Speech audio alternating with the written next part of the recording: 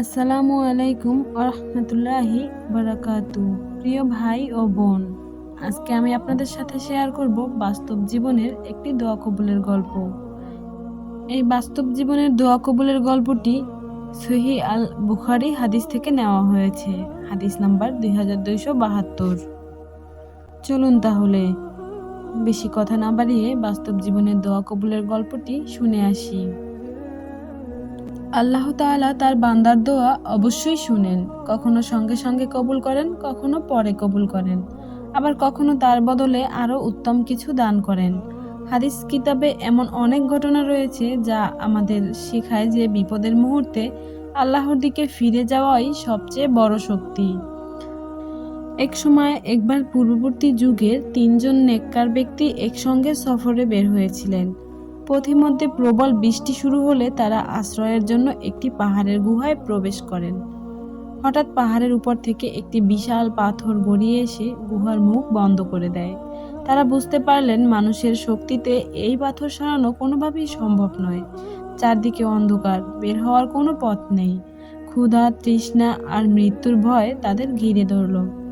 তখন তারা পরস্পরে বললেন, আমাদের এমন কোনো আমল স্মরণ করতে হবে যা আমাদের একমাত্র আল্লাহর সন্তুষ্টির জন্য করেছি। তারপর সেই আমলের উসিলা দিয়ে আল্লাহর কাছে দোয়া করতে হবে। হয়তো আল্লাহ আমাদের মুক্তি দেবেন, ইনশাআল্লাহ। তারপরে প্রথম ব্যক্তি দোয়া করলেন। প্রথম ব্যক্তি বললেন, হে আল্লাহ, আমার বৃদ্ধ বাবা মা ছিলেন। আমি প্রতিদিন তাদের আগে কাউকে খাবার বা দুধ দিতাম না। একদিন কাজের জন্য দূরে চলে গিয়েছিলাম। ফিরে আসতে রাত হয়ে যায়। বাড়ি ফিরে দেখি মা বাবা ঘুমিয়ে পড়েছেন। আমি তাদের জন্য দুধ নিয়ে দাঁড়িয়ে থাকলাম। তাদের ঘুম ভাঙাতে চাইনি, আবার সন্তানদেরও আগে দুধ দেইনি। সারা রাত তাদের মাথার পাশে দাঁড়িয়েছিলাম। ভোরে তারা জেগে উঠলে তাদের দুধ পান করাই। হে আল্লাহ, যদি আমি এই কাজ শুধুমাত্র তোমার সন্তুষ্টির জন্য করে থাকি, তবে আমাদের এই বিপদ থেকে দূর করে দাও।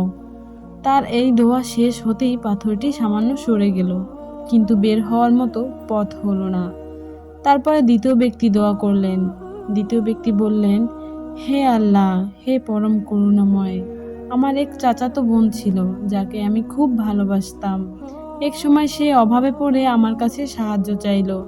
আমি তাকে অর্থ দেওয়ার বিনিময়ে অন্যায় কাজের প্রস্তাব দিলাম। যখন আমি তার নিকটবর্তী হলাম তখন সে বলল, আল্লাহকে ভয় করো এবং অন্যায়ভাবে আমার সম্মান নষ্ট করো না। তার কথা শুনে আমি কেঁপে উঠলাম। সঙ্গে সঙ্গে তাকে ছেড়ে দিলাম এবং দেওয়া অর্থ ফেরতও নেইনি। হে আল্লাহ, যদি আমি এই কাজ শুধুমাত্র তোমার ভয় ও সন্তুষ্টির জন্য করে থাকি, তবে আমাদের মুক্তি দাও। তার দোয়ার পরে পাথরটি আরও কিছুটা সরে গেল, কিন্তু এখনো বের হওয়ার মতো জায়গা হলো না। এরপরে তৃতীয় ব্যক্তি দোয়া করলেন। তৃতীয় ব্যক্তি বললেন, হে আল্লাহ, আমার একজন শ্রমিক কাজ শেষে তার মজুরি না নিয়েই চলে গিয়েছিল। আমি তার সেই মজুরি ব্যবসায় লাগিয়ে দিলাম। বহু বছর পরে সেই সামান্য অর্থ অনেক সম্পদে পরিণত হলো। একদিন সেই শ্রমিক ফিরে এসে তার পাওনা চাইল। আমি তাকে বললাম, এই উট, গরু, ছাগল এবং দাসদাসী সবই তোমার। সে ভাবলো আমি হয়তো তার সঙ্গে মজা করছি, কিন্তু আমি বললাম, না, এগুলো সব তোমারই সম্পদ। তখন সে সব সম্পদ নিয়ে চলে গেল। আমি তার কিছুই নিজের কাছে রাখিনি। হে আল্লাহ, যদি আমি এই কাজ কেবল তোমার সন্তুষ্টির জন্য করে থাকি, তবে আমাদের মুক্তি দাও। তার দোয়া শেষ হওয়ার সঙ্গে সঙ্গেই আল্লাহর রহমতে পাথরটি পুরোপুরি সরে গেল এবং তারা নিরাপদে গুহা থেকে বের হয়ে এলেন। এই ঘটনাটি সহিহ মুসলিম হাদিসেও বর্ণিত আছে। হাদিস নাম্বার 2743। প্রিয় দিনী ভাই ও বোন, আল্লাহ বলেন, তোমরা আমাকে ডাকো, আমি তোমাদের ডাকে সাড়া দেব। এই গুহার ঘটনা আমাদের শেখায় যে যখন সব দরজা বন্ধ হয়ে যায়, তখনও আল্লাহর রহমতে দরজা কখনো বন্ধ হয় না। একজন মুমিনের দোয়া, কান্না এবং আল্লাহর উপর ভরসা তাকে এমন জায়গা থেকে মুক্তি দিতে পারে যেখান থেকে মুক্তির কোনো পথ চোখে দেখা যায় না। প্রিয় ভাই ও বোন, একবার ভেবে দেখুন, সেই 3জন মানুষ যদি গুহার ভিতরে বসে শুধু হতাশ হতো, তাহলে কি তারা মুক্তি পেত? না, তারা মানুষের সাহায্য পায়নি, কোনো উপায়ও খুঁজে পায়নি।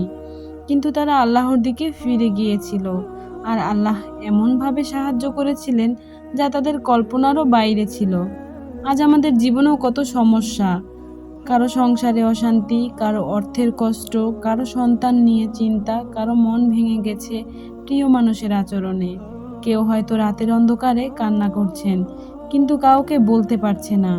মনে রাখবেন, পৃথিবীর মানুষ আপনার কথা না শুনলেও উপরে যিনি আছেন মহান আল্লাহ রব্বুল আলামিন আপনার হৃদয়ের প্রতিটা কষ্ট জানেন। আপনি হয়তো ভাবছেন, আমি তো অনেক গুনাহ করেছি, আল্লাহ কি আমার দোয়া কবুল করবেন? প্রিয় ভাই ও বোন, মনে রাখবেন, শয়তান সবসময় মানুষকে নিরাশ করতে চায়, অথচ আল্লাহর রহমত এত বিশাল যে তিনি সবচেয়ে বড় গুনাহগার বান্দাকেও ক্ষমা করে দিতে পারেন, যদি সে আন্তরিকভাবে তওবা করে তার দিকে ফিরে আসে। আর যদি নামাজে অলসতা থাকে, তাহলে নামাজে ফিরে আসুন। যদি কোরআন পড়া ছেড়ে দিয়ে থাকেন, তাহলে আবার কোরআন হাতে নিন। যদি কোনো গুনাহে জড়িয়ে থাকেন, তাহলে আজই সিদ্ধান্ত নিন, আমি আল্লাহর জন্য এটি ছেড়ে দেব। মনে রাখবেন, এই পৃথিবী চিরস্থায়ী নয়। একদিন আমাদের সবাইকে আল্লাহর সামনে দাঁড়াতে হবে। সেদিন টাকা পয়সা, সৌন্দর্য, পরিচিতি, ফলোয়ার, সাবস্ক্রাইবার কিছুই কাজে আসবে না। কাজে আসবে শুধু ঈমান, নামাজ, তওবা, সৎ কাজ এবং আল্লাহর সন্তুষ্টি। হয়তো আপনি এখন এমন একটি সমস্যার মধ্যে আছেন যার সমাধান আপনি দেখতে পাচ্ছেন না, কিন্তু গুহার ভিতরে আটকে থাকা সেই 3জন মানুষের চেয়েও কি আপনার অবস্থা কঠিন? যখন আল্লাহ তাদের জন্য পাহাড়ের পাথর সরিয়ে দিতে পারেন, তখন আপনার জন্যও তিনি অচিন্তনীয় পথ খুলে দিতে পারেন। তাই হতাশ হবেন না, দোয়া করা বন্ধ করবেন না, নামাজ ছেড়ে দিবেন না, আল্লাহর উপর ভরসা হারাবেন না। হয়তো আপনার একটি সিজদা, একটি চোখের পানি, একটি আন্তরিক ইয়া আল্লাহ আপনার জীবনের সবকিছু বদলে দিতে পারে।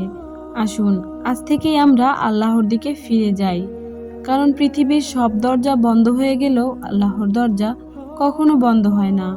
আর যে ব্যক্তি আল্লাহকে পেয়ে যায়, সে কখনো প্রকৃত অর্থে কিছু হারায় না। আল্লাহ আমাদের সবাইকে বেশি বেশি দোয়া করার, নামাজের প্রতি যত্নবান হওয়ার, গুনাহ থেকে বেঁচে থাকার এবং তার সন্তুষ্টির পথে জীবন পরিচালনা করার তৌফিক দান করুন। আমিন। আসসালামু আলাইকুম ওয়া রাহমাতুল্লাহি ওয়া বারাকাতুহু।